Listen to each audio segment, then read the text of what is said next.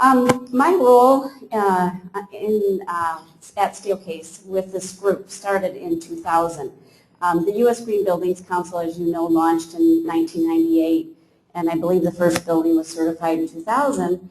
And for us, it was just one of those moments where, you realize the world is changing again and you need to recalibrate.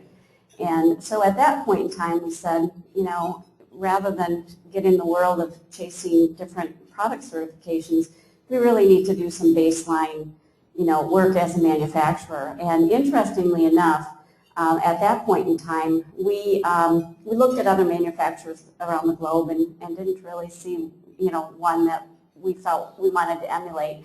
And so we really turned to science, and we developed our sustainability or environmental sustainability platforms on science. So we have a very rigorous materials chemistry strategy, identifying and eliminating materials of concern from a product.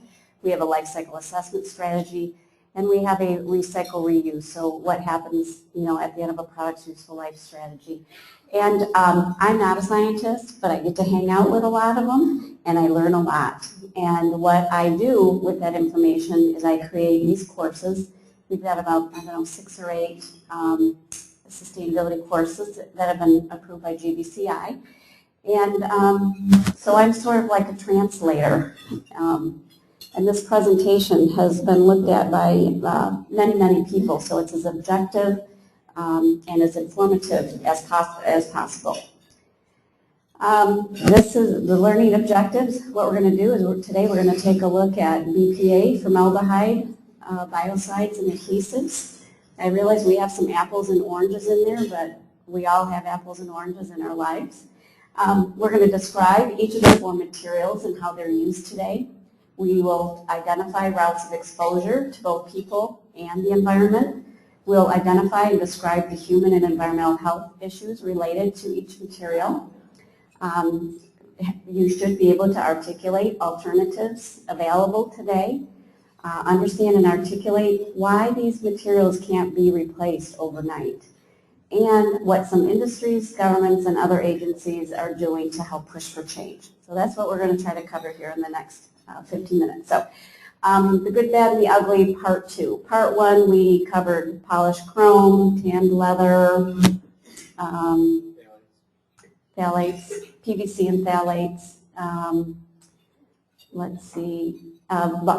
brominated flame retardants, and the perfluorochemistry associated with non-stick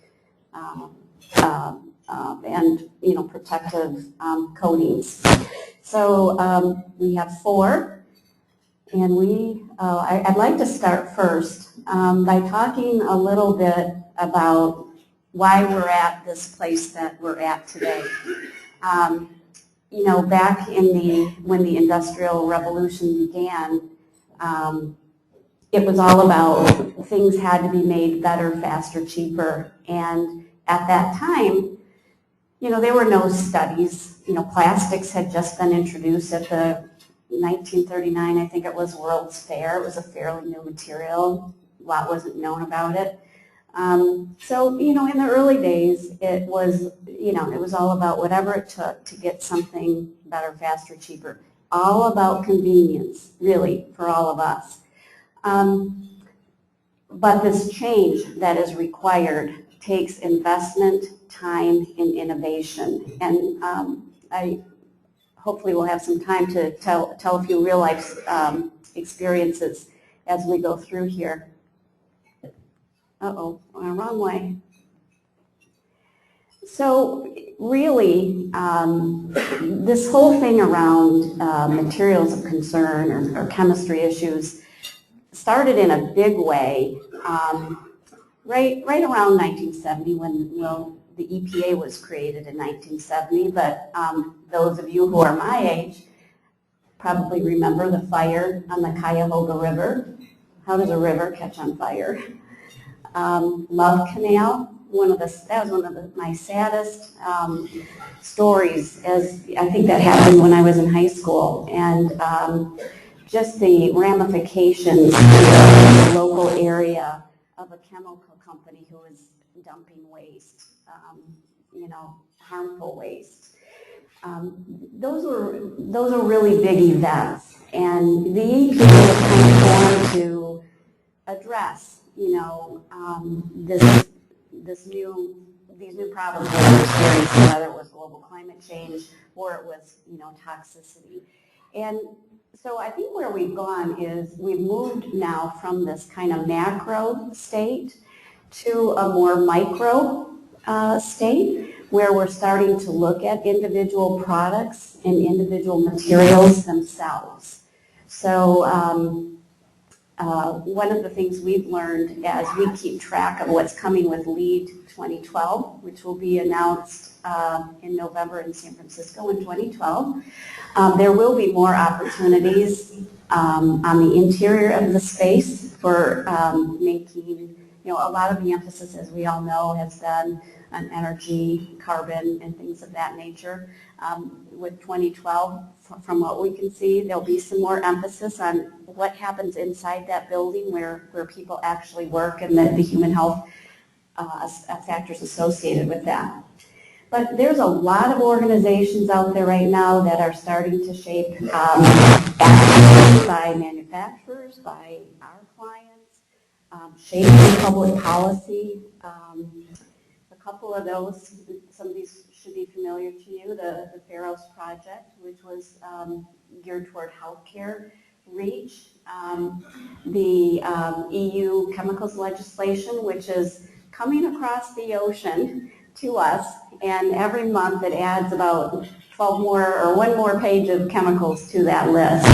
So we're going to be seeing, we'll be seeing a lot in the area of regulation. National Institute of Health has really stepped up to help address this.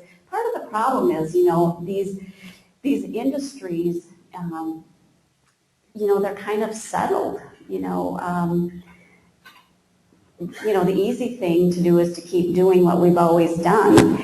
And these are organizations and such that are pushing back and saying, you know what, we know that this particular ingredient is harming, children, or we know this is, having an issue with the food chain. Those issues are starting to be addressed. So again, these are the four that we are going to cover, and we'll start with bisphenol A. Now, bisphenol A isn't huge in the building industry, but I put it on here because it is present, but it is actually more of a consumer-based issue. And when you think of BPA, most people think of the water bottles, right?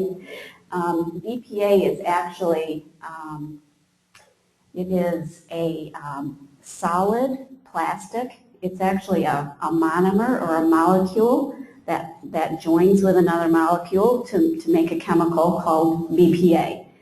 Most people think of the, I shouldn't say the name out loud, but I will, the Nalgene bottles. Remember when all that happened? Okay, so, but BPA is actually a liquid chemical made from petroleum that's used as an ingredient to make lots of different products. So solid plastics, adhesives, coatings, even flame retardants. So it's in a lot of places. When I started this, when I was researching this, this is an interesting fact. BPA does not exist in nature. However, 95% of Americans have detectable levels of bisphenol A in their bodies. And the interesting debate around BPA is, does it bioaccumulate? How long does it stay? When does it purge? Both in our cells and in the environment.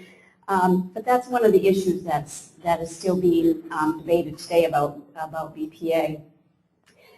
You know what?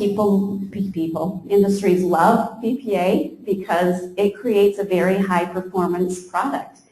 It's durable, lightweight, clarity. You get high clarity with that. It's heat resistant. And okay, Andrew, what's going on over here? I agree with you. Oh, okay. I had a BPA-free water bottle that lasted 1 week. Oh dear. Went through it just sat in a hot car and melted literally like Highland mush. Okay. That was a BPA-free bottle? Okay. Well, like I said, change isn't going to happen overnight, yeah. right? No, it's good.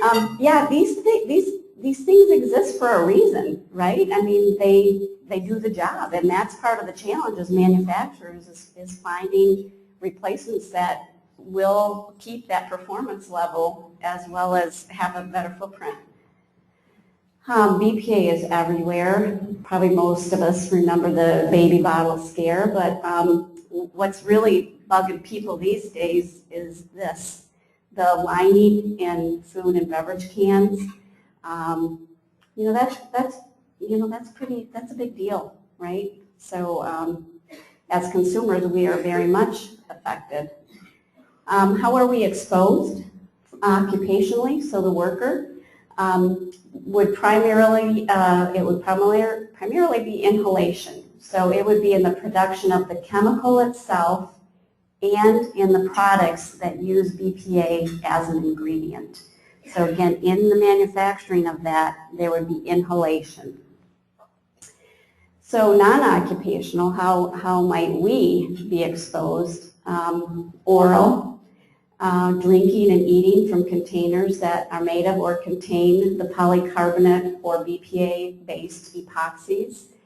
The thing about this here is when the BPA molecule joins to the other molecule, there's a lot of debate with scientists on whether that they marry up and stay together or separate at certain points, like with high heat, maybe. Yes? Would microwaving Yes, microwaving, yep. cause that to be more of a concern? Or Yep. if so, is there proof to say that microwaving can cause release? Absolutely, that's actually in my script notes. I'm sorry. You took it right out of my mouth. Yes. I promise I hadn't read it. No. Yeah. No, he's absolutely right. When you, the microwaving thing is a big deal. But also, even without that, that there's debate around the separation of those molecules, which means the BPA leaches or releases into the food or the product. And at end of use, you throw it in the landfill, and it can leach into landfills and turn them into a problem as well. So from a human health perspective, how does it impact us? This is really important. It's a suspected endocrine system disruptor, meaning that it messes with your endocrine system, which is a huge problem because your endocrine system is your chemical signaler in your body. It basically runs your body.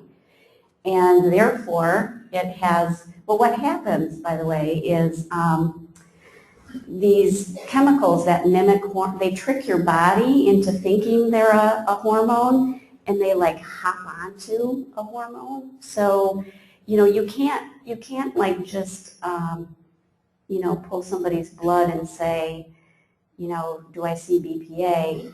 It's also, you would see it in an increase perhaps in estrogen. That's the main hormone that it tends to kind of push out of whack.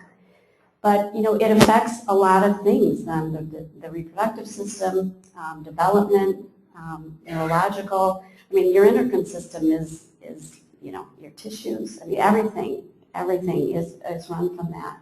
BPA has also been known to be a skin sensitizer.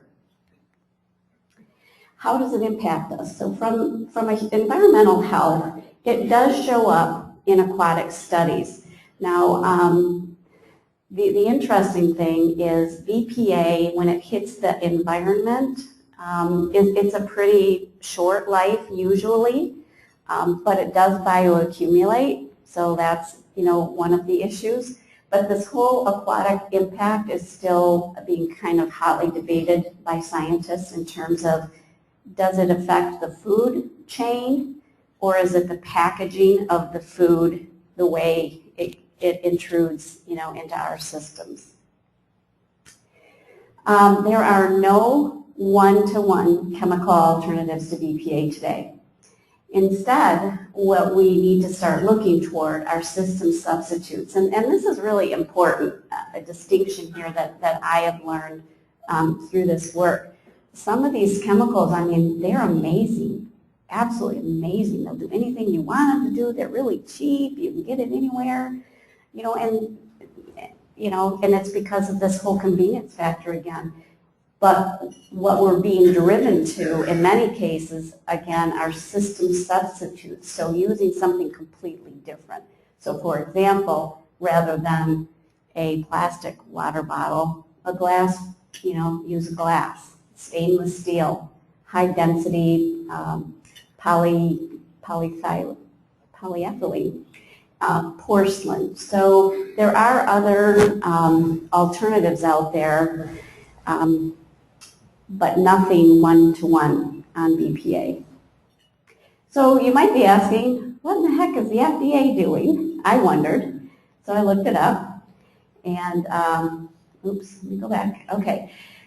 So when you go to the FDA website, they say that they are supporting the industry in the elimination of BPA in infant products.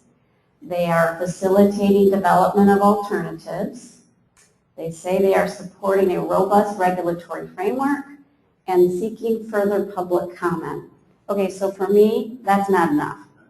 Okay, so I've listed everybody who stood up here and talked before me had said, it takes a village basically, right? I mean, we all have to come together and use our voices. And I would certainly say, the FDA needs to hear your voice on this as well. So what can you do?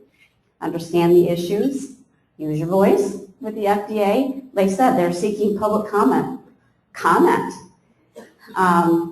That's food, for Pete's sake. That's like what we live on. Vote with your dollar. Go with the alternatives. Choose system alternatives that do not contain BPA. And as there is continuing debate, as I mentioned, around BPA, keep up to date on new developments. And not only, don't just keep this into yourself, educate others as well. And we're going to be giving you guys a PDF of these slides, and I just wanted you to know after each one, I gave some helpful links so you can stay on top of it, because these courses, I think, last like 2 years or something. But there's going to be a lot going on with everything we're talking about here today before I renew this course in 2 years. So there's some, keep on top of it yourself. Yes, sir. Are there labeling requirements so that things that have BPA must be labeled? No, I don't think there are requirements yet, but it was interesting. I have one of my colleagues just had a baby, and no, I don't think it is regulated, because she said even though there are products that she knows are BPA free, she still is attracted to the ones that on the label say BPA free. It's kind of an interesting, mental thing, but yeah, I don't think that is regulated. I can't say for certain, but based on all the stuff I learned in creating this, I'd say no, because the FDA, in my opinion, is kind of dragging their feet. You know why? Because there's big money in canned food. So we're going to move on to formaldehyde. This issue is probably near and dear to your hearts. It's a hard one for us, I can tell you that for sure. So formaldehyde, first of all, it's naturally occurring. It's a natural occurring colorless gas when at room temperature. And it's actually found in low concentrations in nature.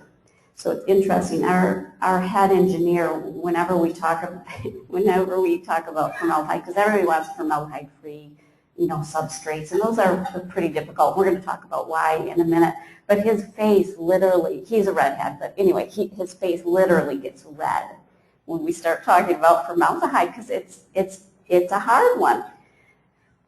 How is it used? Formaldehyde is used to kill germs. We see it a lot in the binders and adhesives of substrates of workstations. That's where our company sees it. Formaldehyde is in coatings, dyes, textiles, and used as a preservative. So you might ask, if it's found in nature, what's the problem? Well, the problem is that manufacturers add add a whole bunch. You know, it's like the concentrations that are used, for example, in substrate of a work surface is ridiculous high. It's crazy. So it's not that, you know, so yeah, if you peel an avocado, are you getting formaldehyde? Yep, you are. You walk by a salad bar? Yep, there's formaldehyde. You walk out in the woods? Yep, there's formaldehyde. The problem is these high concentrations that are required for the stability and things of that nature. So formaldehyde is found a lot in industrial manufacturing facilities and certainly in end products, furniture, paneling, carpet. You guys see it all the time. In the buildings industry, particle board, hardwood, plywood paneling, MDF. So those are all very real places that you would find. Now, most of you probably know this, but I put it in here just in case. Did you know, again, formaldehyde, it release is greatest when the product is new and decreases over time. Remember, I kind of mentioned that about BPA. You know, when it hits the actual water stream or soil, it will, you know, degrade fairly quickly. Same with formaldehyde. And so those of you who are my age in the room can probably remember air outs and flush outs. I think flush outs are still fairly common in new buildings, but the air outs, when I first started with Steelcase in the 80s, I was a sales service rep, and I can remember I would have to ship projects to warehouses, and they would be unboxed, and they would sit there for 2 weeks, and then they'd be packed up again, and then they'd be sent to the customer site. So those are some of the early ways that they dealt with formaldehyde. So how are we exposed occupationally with formaldehyde? Again, the worker would be exposed through inhalation. So either making, you know, pulling together the formaldehyde or using a substance that contains the formaldehyde in it. Also any kind of off-gassing. So, you know, when they're in the factory, they're getting the off-gassing too. In the production of latex, rubber, natural gas, kerosene, it's an ingredient kerosene, leather tanning process. Non-occupationally, so for all of us, inhalation as well, natural living systems, but again, it's kind of like when people start messing with it, it gets to be a problem. Vehicle exhaust, off-gassing from particle board, plywood, open fireplaces, carpet. I'm looking at my carpet friends over there. Oops. So from a human health perspective, this is interesting. As a human carcinogen, it's classified as known by the International Agency for Research on Cancer. It's a known for state of California, and it's known human carcinogen with the National Toxicology Program. It's a probable with the EPA. It impacts us with reproductive and developmental health defects. You can have allergic reactions to formaldehyde, and you know, even short-term exposure, it can be an issue. From an environmental standpoint, you know, it occurs in nature. I shouldn't write none, because if a tanker full of formaldehyde, you know, tipped over and released, it's like any other chemical. Anything in excess is a problem. But I Googled that like mad, and I could not find like a good example to share with you. But in an accident, yeah, it could become problematic. Remember FEMA? You guys remember that? They sent all those trailers in for people to live in them, and found that the formaldehyde concentrations were so huge they couldn't use them. And it was all the particle board and plywood and stuff used on the interiors of those trailers. So for formaldehyde, there's no ideal substitute. We get asked for this a lot, no added urea. The problem the problem with urea and isocyanate, so the thing is people are like, okay, if I can't have that, if I can't have the urea formaldehyde, I'll have the formaldehyde with the isocyanate base. Well, isocyanates, they have their own problems too. Really serious safety issues with isocyanates. In fact, many of those industries that make it are saying we don't want to do this. We know it's harmful to the people that work in this plant. So these are just kind of shifting the burden, because at the end of the day, formaldehyde is formaldehyde, and too much formaldehyde in one place is a problem. I also wanted to add it here. Well, first of all, there are some soy-based adhesives and binders. What we find as a manufacturer is what Andrew found with his water bottle melting in his car. When we try the soy-based, we try new stuff all the time, because we'll have customers who will hear about a material in a magazine or an event, and they'll ask us, and we test it. The soy-based adhesives still present quality issues for us, because if they're in a building, perhaps that maybe lowers the air conditioning at night or vice versa, you know, the wood tends to relax and we get what is called sagging or creep. We have yet to find a soy, based board that can give us the right performance. And then there's also a bunch of manufacturing issues. It takes longer to cure, and which brings the price up. And to be true to the definition of sustainability, you're supposed to figure these things out without raising the price, right? So the other kind of new popular thing to do is people will ask us for urea added base formaldehyde plus a scavenger. And a scavenger is like a melamine. It's put in the board to absorb the formaldehyde, but melamine has its own issues. So it's just like we have to keep trying to fix this with other chemicals, because it's not what's going to happen.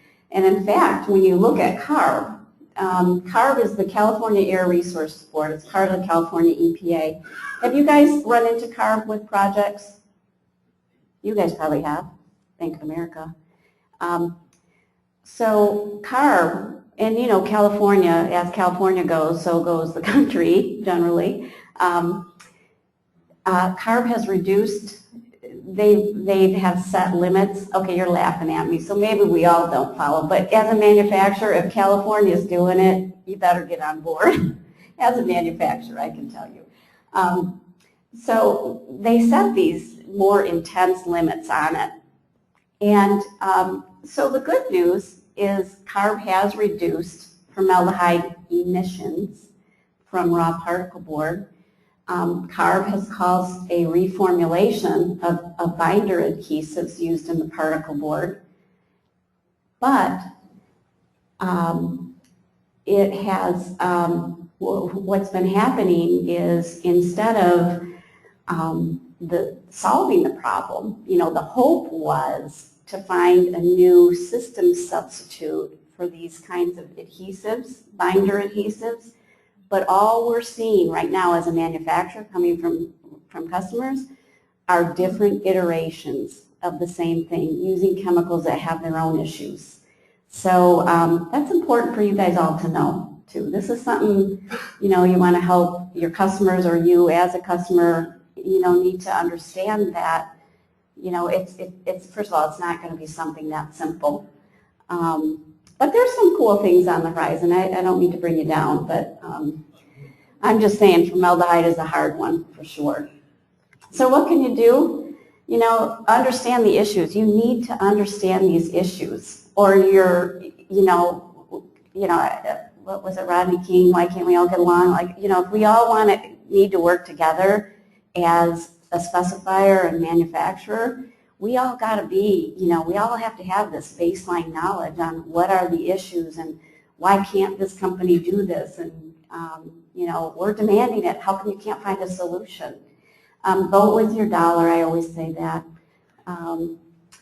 And as there is continuing debate, confusion around formaldehyde, keep up to date on new developments. And I can tell you with some of our most sophisticated customers in this arena, still there's confusion. So I just want you to know that. Yes, sir? You said there's no system substitute, but would it be fair to say that hardwood plywoods use less adhesives and things like that than MDF or particle board? Or? Yeah, I would say so, other than maybe there's something in the finishing technique. But yeah, without the use of that, having to bind all those, you know, tiny pieces of wood and sawdust together, yeah, I would say. Yeah. Stay educated on the topic and to inform your choices and educate others. And you'll get all of these links as well to follow what's going on with formaldehyde. The next one, the third one, is biocides. You guys familiar with biocides? What are they? Okay, this is a scary definition. Biocides are a broad class of chemicals designed to destroy living organisms. That's a harsh statement. But biocides are harsh. They are used as pesticides. They kill bugs. They are an antimicrobial, and they are also used as a preservative. Oops, I went the wrong way. Examples of biocides. Chlorine is probably one of the most popular, used in municipal wastewater treatments and water, drinking water treatments. For those of you who came through, who were here last year, and we talked about halogenated compounds, chlorine is a halogenated compound, and it's very highly reactive. So how many of you have taken a drink from your water, and tasted the chlorine? Yeah. So copper has been used for decades. Copper naturally, when an organism gets on copper, it naturally slows its growth and ends its growth. So think of copper doorknobs, common places where people keys, things where you might find a lot of germs. Ethanol, which is alcohol, that would be hand sanitizers, which are oh my gosh, you can't go anywhere without hand sanitizers.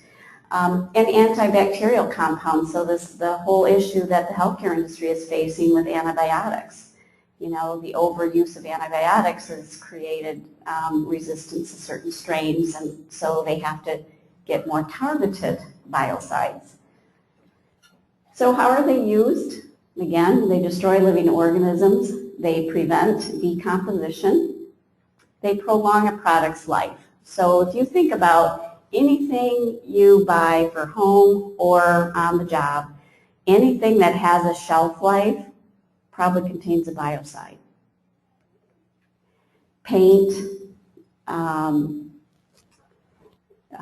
medications, textiles, plastics, it's a big debate in healthcare because it's kind of like,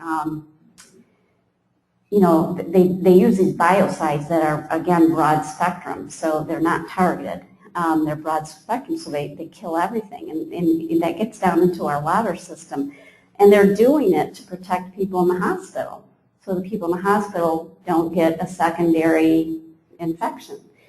And it's a very real problem. My daughter's 20-year-old friend, his appendix burst, and he was in the hospital a week and a half. Like, even for it to burst, a week and a half is a long time, but he kept getting secondary infections in the hospital setting. He didn't even leave his room. That's crazy. So there's a need for it. Again, I'm not, up here saying there's no need. There certainly is a need. We just got to figure out a different way to do it. Occupationally, people who work with biocides and the creation of biocides or the products have certainly the opportunity for dermal exposure and inhalation. Non-occupationally, we all would be exposed dermally with soaps, cosmetics, inhalation orally with toothpaste, ingestion, food and food packaging. So we're exposed to this stuff, and it's a big deal because again, it feeds into our bodies, but it also has medical ramifications as well. So from a human health perspective, how does it impact? It's very varied and complicated based on the application. Think back to the first ant traps. The biocide used arsenic. We found out in a hurry it didn't just kill mice, right? It unfortunately claimed the lives of some children and house pets. But then copper, completely opposite, doesn't hurt us at all. So again, how we're exposed and can be completely, based on application. But biocides are a skin sensitizer. They alter hormone regulation. So again, they are an endocrine system disruptor, which leads to reproductive issues. There are also cancer risks with biocides. From an environmental health perspective, we find them persistent in nature. They reduce the biodiversity in nature. They're, again, biocides generally are pretty much a broad brush, so they'll just kill anything. They can create resistant strains of bacteria and bioaccumulate in nature. One thing I didn't do, again, this is my first time I'm presenting this, that I should have said on the screen before, is think about hand soap, the way it gets to the environment. You're washing your hands, goes down the drain, gets into the, local water system, hits the local watershed. That's kind of how it travels. One example of a biocide is triclosan. This was an interesting one because when I researched this, and I worked with our advanced materials people as well as legal people, and somebody said it's one of 2 biocides that the FDA approves of. So I went to the FDA website. I could not find an approval. I couldn't find a thing. But if you look at your toothpaste, it says it, or certain soaps. You'll see this word on the ingredient list. So again, it's found in soaps and toothpaste, and there are concerns, again, altering bacterial resistance in ourselves and in the environment. Are there alternatives? Again, there's not one universal. There are less bad situations. We're experimenting with silver right now, where you can weave silver strands through the textile, so it's a natural biocide. We've also been successful with silver. It actually, we take the silver and we add it to, it's made out of clay, I forget what it's called. It's called a carrier. So we add it to a carrier that's made of clay and put it in the plastic. So there's no harmful chemicals going in plastic. So let's pretend that plastic becomes an arm cap.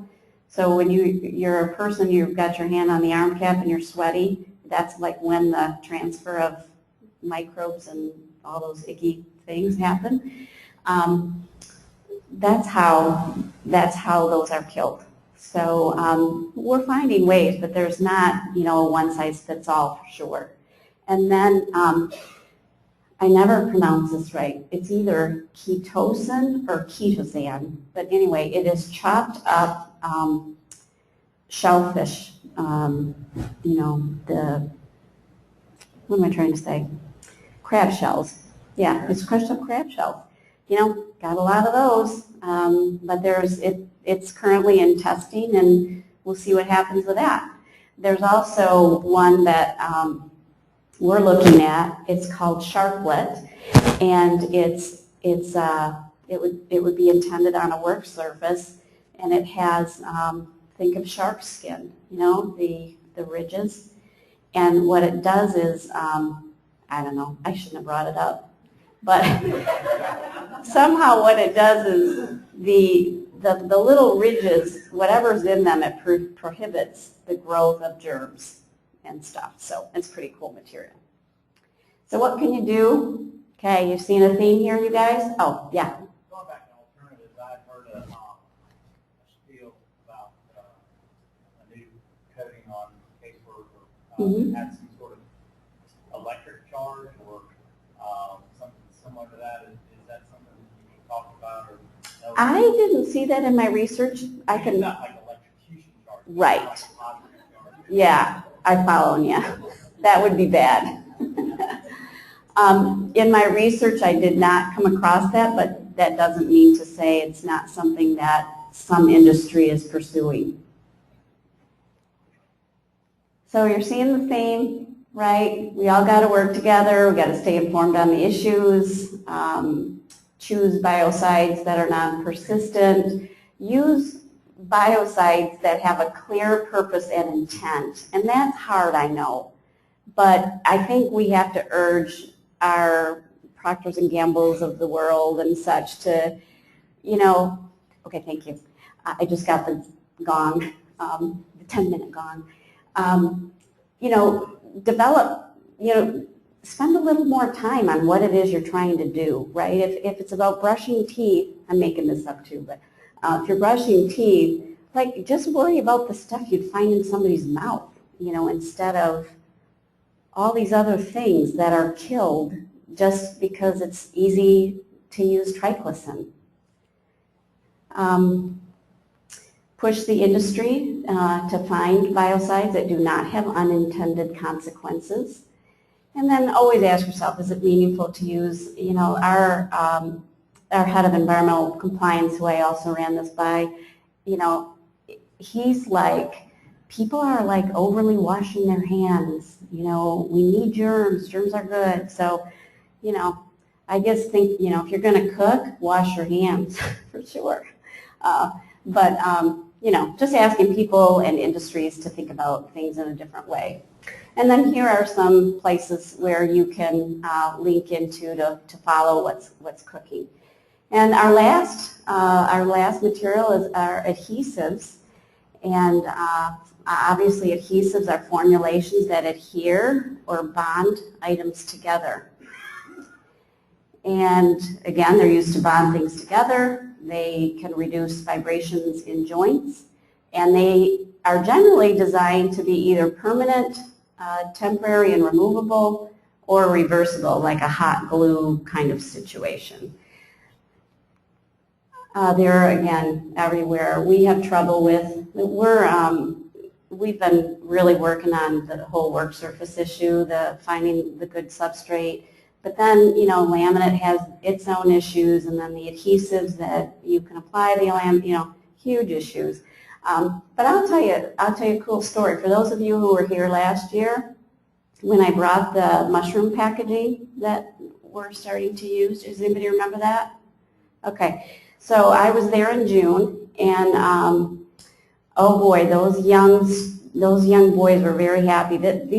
A couple of graduates from Rochester Institute of Technology developed this material that like everybody wants now, like the EPA, and Dell is now delivering servers in this mushroom packaging. It's really cool. But they just got a huge infusion of money from 3M.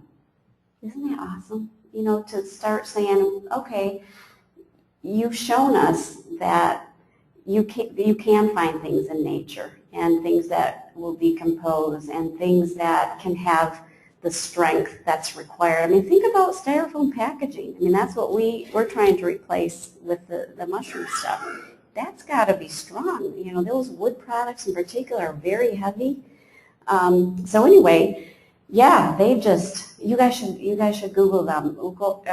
Ecovative is their name, and they have really good stuff happening, and really big industries like companies like 3M who are really stepping up to the plate. There are natural adhesives, primarily of vegetable origin. I need to add in there also animal, but it just kind of grossed me out. It's actually cow and horse hooves They boil them and somehow turn that into an adhesive. Most prevalent today are synthetic adhesives, and they're prevalent because they work, right? They've got all the performance required. So polymers, thermoplastics and thermosets, contact cements, structural adhesives, hot melt, pressure sensitive. Again, all of those are synthetic, and they are prevalent because they work the best. However, we are exposed, again, primarily to those synthetic. The worker would be exposed dermally and inhalation if they're processing adhesives or using them to assemble other products. So people in our factory who are, putting together the laminate plus the substrate would be exposed. Non-occupational, and don't tell my legal team I said that. Nobody's laughing. It is serious stuff, okay. Thanks for reminding me. In daily life, we're exposed dermally and also via inhalation because products that contain adhesives or adhesives, my general rule of thumb is if you can really smell it, it's probably not good. I think of my tub caulking, there's people associate that with clean somehow, like, wow, new, clean. And it's not. It's, it's releasing into the air. From a human health aspect, it varies dramatically depending on what compounds are in the adhesive. Inhaling those VOCs obviously cause headaches, nausea, vomiting, slurred speech. And acute or chronic toxicity from solvents, they would be different. Typically, chronic toxicity, long-term exposure certainly can end up with, within people's organs and such. And then there are, acute, again, in case of an accident, that's not cool either. From an environmental health standpoint, we know that some adhesives do bioaccumulate, which we do not like in the environment. The other thing adhesives do is they inhibit the recycling or composting of materials. That's where, designing with the end in mind becomes really important because adhesives will adhere to materials together, which means you can't pull them apart and put them in their appropriate recycling streams. Alternatives, if you're using the natural alternatives, the application is going to matter. Typically, these natural adhesives do better with lightweight things, maybe posting something on a wall. Probably what 3M is asking Ecovative to do for them. Or design products that don't require adhesives. Maybe snap-on upholstery or, instead of, again, these chemical bondings. But it's a challenge. It's a systems challenge for adhesives. This is all about fast and convenient. How quick can it go down the manufacturing line? But in that process, it has created challenges that we have to learn how to undo or do in a different way. Design out. We've got to be designing out problematic adhesives, and you guys got to be pushing all of us to do that. People's voice counts.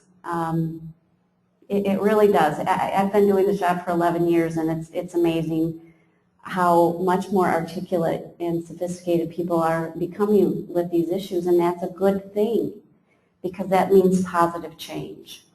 So there's some more information on adhesives. And then in closing, you know what? It took a long time to create these issues, and they're not going to be fixed overnight. That's a sad reality, but it is reality. In many cases, a new systems approach will be required. It's good. You're going to have to understand that fixing one issue may cause others, like in the case of formaldehyde. People say, well, I'll do, instead of urea, I'll use phenol. Well, it's still the formaldehyde. It's a learning process for industry, and it's a great experience if you're in an industry like ours, the building industry, everybody coming together and trying to make this kind of stuff happen. And I do think that the buildings industry is a leader in this and really pushing industry, lots of industry, to really look at how they make their products. So, any questions? Yes? What's Steelcase's position with PVC? We had a goal, have a goal to eliminate PVC by 2012, which is only a month and a half away or something. We're not going to hit it. We started with the hard stuff first. Our first attempt at PVC is we looked for where it is used the most. And so in 2006, we eliminated it from the sleeves that hold the wiring into the power systems. And then the second one that took longer than surprisingly, it took longer than the wiring issue was the edge banding. So we're now shipping PVC-free edge band as standard. The reason we won't hit PVC-free by 2012 is that it's everywhere. Like, it is everywhere. It's in your house everywhere. You know, those little bumpers, you know, when you close a drawer in the kitchen, that's PVC.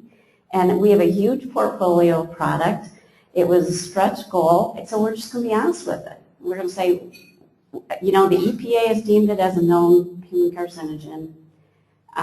We can find alternatives, and we have. So that's our position. Welcome.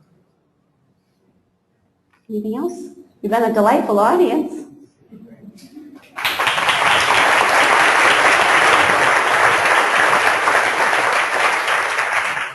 Thank you, Melissa. Great job. I believe Melissa will stick around for a few minutes if anybody has any questions. And once you come up, otherwise, have a great holiday and hopefully see you guys soon. Thank you. You were making faces the whole time. I just think the whole big picture is like, it's not funny, you're right. The whole big picture is really interesting though. It is. You know, we spent It's 100 hard. years Getting super into this high-tech. mess. I know. And now we're heading back, I feel like, to like wood, metal, and glass. I know. Exactly. Yeah.